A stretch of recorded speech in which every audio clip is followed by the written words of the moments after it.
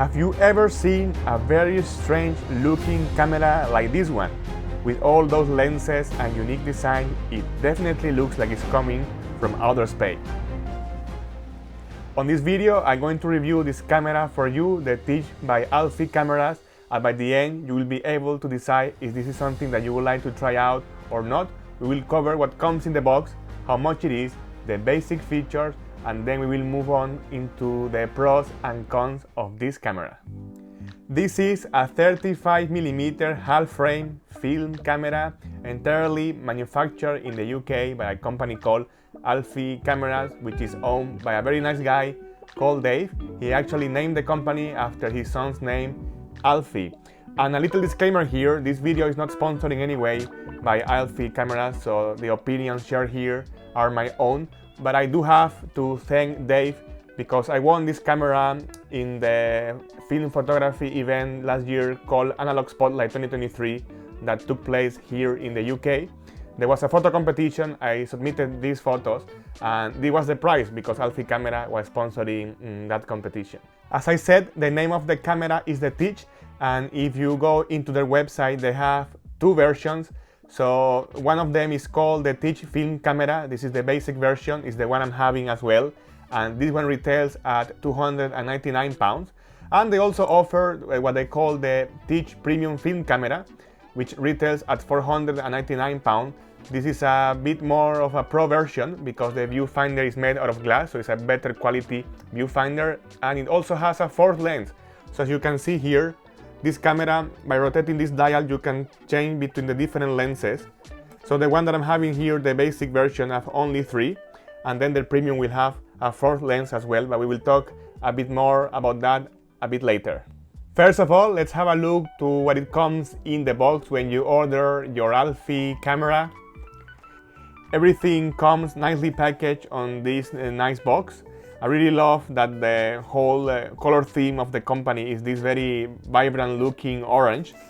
So once you open your box, you will find an instruction manual, which is very easy to follow, very clear.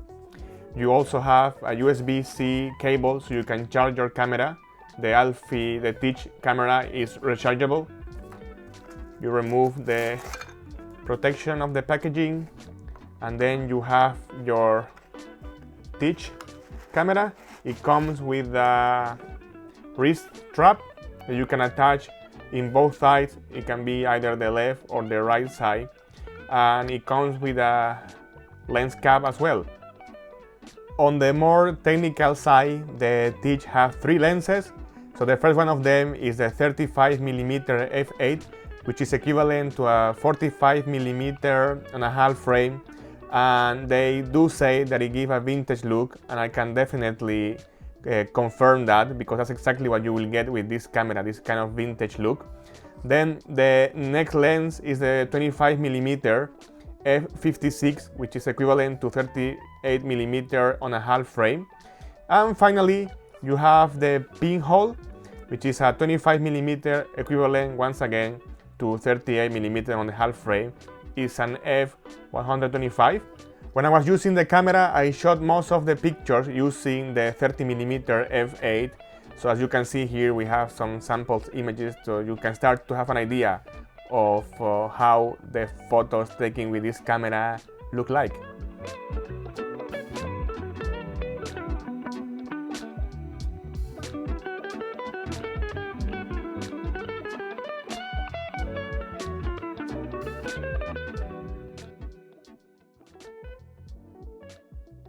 Let me give you now a tour around the camera. So on the front, of course, we have the lenses.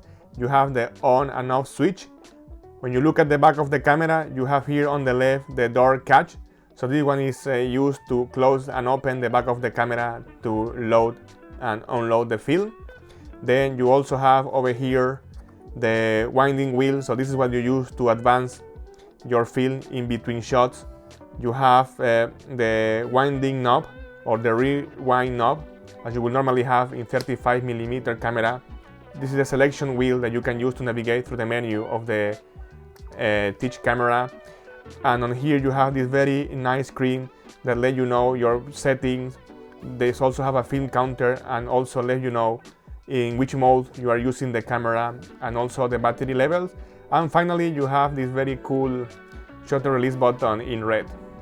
I got the camera around November last year, so I have been using it for 4 months already, around 4 months.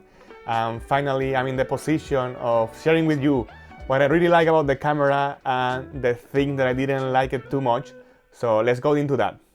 In the pros, one of the things that I love the most about this camera is its size. I mean, come on guys, look at that. It's super small, it's super compact, smaller than the palm of my hand. It's also very light. I was able to always put this in my pocket of my jacket very easily. And even though it's made out of plastic and aluminum, lightweight aluminum, it does feel very robust. It does feel that it has a very nice build quality. So this is something ideal if you want something very compact and light to travel, or even as an everyday carry camera as well. And that takes me to the second point. This camera is so small that when you're loading the film, you don't need to pull too much of the film out of the canister as you normally have to do when you load a standard 35mm SLR camera. And because of that, you get even more photos out of a roll that you will normally get on a half frame camera.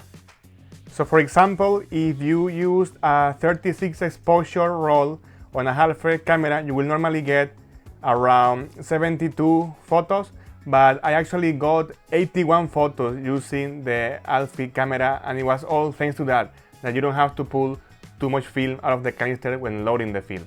The TYCH camera is also very easy to use. It has an auto mode, so you don't need to worry about measuring exposure or anything.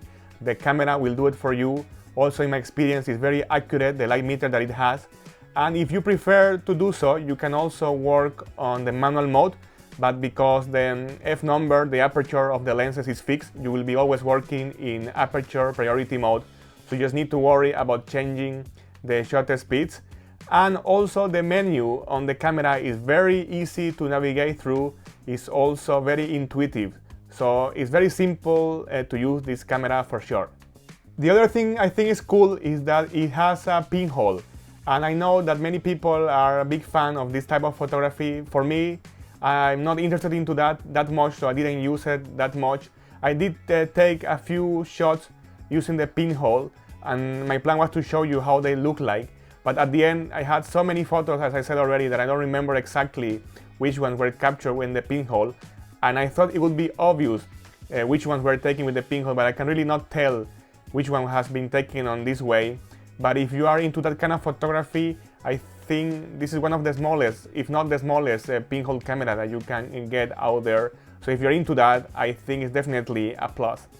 And the final thing that I love about the camera is that, as I said at the beginning of the video, is 100% made in the UK from scratch. And if we take that together with the fact that Harman released the Phoenix film last year, which is a color film also manufactured in the UK from scratch, I think that shows us that the future is very bright for us analog photographers here in this country. And recently, actually, Pentax released the news, so the new camera that they are manufacturing is also a half frame camera. So I think there is a market for this, because as we saw for the Alfie, for example, you can get many photos out of a roll, and with the prices of film increasing, then definitely I think Alfie cameras got this part right of having a half frame camera that people can buy. I hope you're enjoying this video so far as we review this camera together. So what do you think so far before we talk about the cons of the camera? Would you like to try something like this? Would you go for it?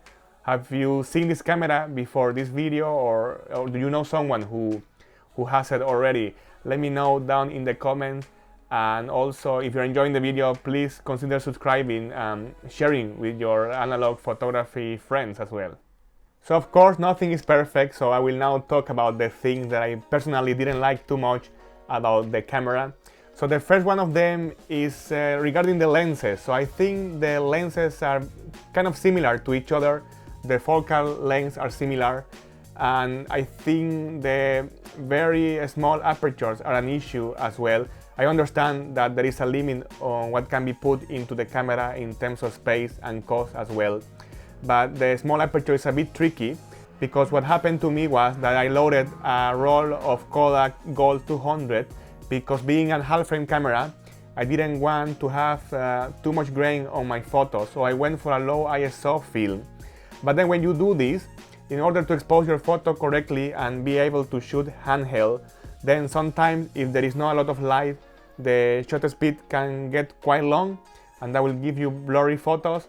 So it's kind of a compromise. So if you want to avoid this issue a bit, then you can increase the ISO, but then the photos can be very grainy because it will be a half frame camera. Or if not, you will have to be careful and hold your camera very steady so you don't get blurry photos. One good thing is that the shutter is very quiet, so it doesn't introduce a lot of vibration, so that allows us to shoot some photos at relatively slow shutter speed as compared to an SLR. But yeah, I would like to see a bit more variety and a bit, maybe a bit wider apertures on the lenses. And because of that, in general, I think this is a camera when you have good lighting conditions or you are in the daylight. For overcast weather or night photography and even indoors, it will become a bit tricky. The good thing is that the camera being so small, you can put it into a flat surface and use longer exposures because it has a timer as well. So you can set up the timer, hit your shutter release button and leave the camera alone and let it take the photo at long exposure. But because the lenses are a bit wide, just be careful. As you can see in these examples, I did this a few times and then I ended up including the surface on the photo, so be mindful of that. Or you can also carry a small tripod. I think that's a perfect accessory for the Alfie camera. If you can carry a small tripod with you, then you don't have to rely so much on shooting in handheld. And the other thing that I would like to say about that is that a flash unit will be amazing to have as well with the Alfie camera. That will be an amazing accessory to have, that we could use a flash so we can use it a bit more or indoors and this kind of situation. Talking about the timer, when you are doing longer exposure and you want to set up the timer, that was a thing I didn't like too much, is that you have to go through the menu to set up the timer. Once you use it, then it resets as well. So you need to go again through the menu every single time that you want to take a long exposure photo and you want to use this feature. So it will be nice that this option stays enabled after the frame until you go again into the menu and disable it. But this is not a big deal because I guess this could be fixed on a firmware update or something like that.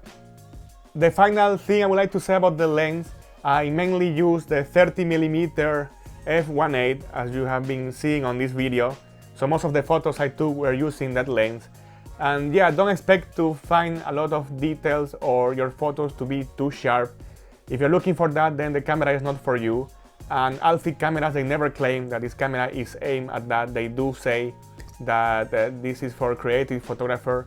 So this is if you want to get less technical look, let's say, a bit more creative or unpredictable, then definitely keep that in mind. If that's the kind of photography you want to do, then the camera is perfect for you. The other thing I would like to see on the camera is a locking mechanism when you wind the film. So after you take a photo, you need to rotate this wheel, so when the camera is loaded, the film will move this indicator as well. So every time you hit the white marker, it means that the next frame is ready to be shot. And you need to rotate this after every single shot. But there is no locking mechanism, so it means that you can either double expose a frame. If you forget on rotating this, the camera will keep shooting anyway. Or maybe you don't remember if you already rotated this or not. So maybe the frame is empty, but you don't remember, and then maybe you rotate it again, and then maybe the frame will be empty. This happened a couple of times to me. So that's one thing is tricky, is that the shutter release button and this winding mechanism, they're completely independent. So you need to get into the habit, as they say in the instruction, to wind the film immediately after you have taken a picture. And the final thing I don't like too much about the camera, and is related to my conclusions if I would recommend this camera or not, is the price. So the price is £300, almost £300 for the basic version, and I do think this is a bit high.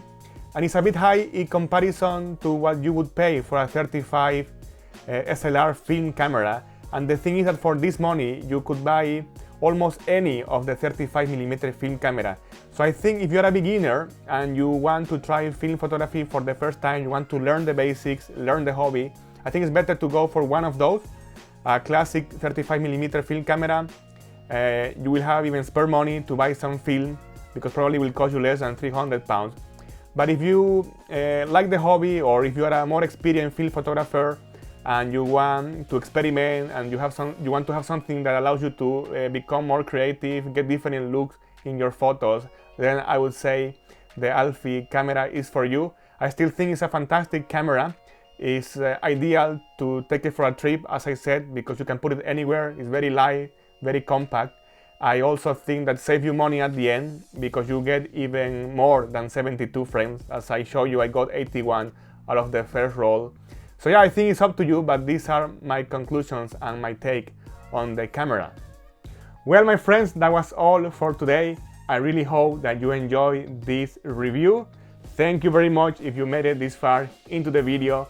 And now, before I go, I would like to share with you that I recently opened my very own film developing lab here in the UK. It's called Dr. Film. So if you have any half frame roll that needs processing, you can send it over. Sometimes it's a bit tricky to find a lab that would do this. Or even if you have any standard roll, color or black and white, send it over. I can develop it, scan it, send you back the images. You can find the link to the website in the description down below. And if you enjoy cameras and camera reviews, I will leave you with these two other videos. I'm sure you will enjoy those too. I will see you guys on the next one, and as I always say, go out there and make something beautiful. Take care.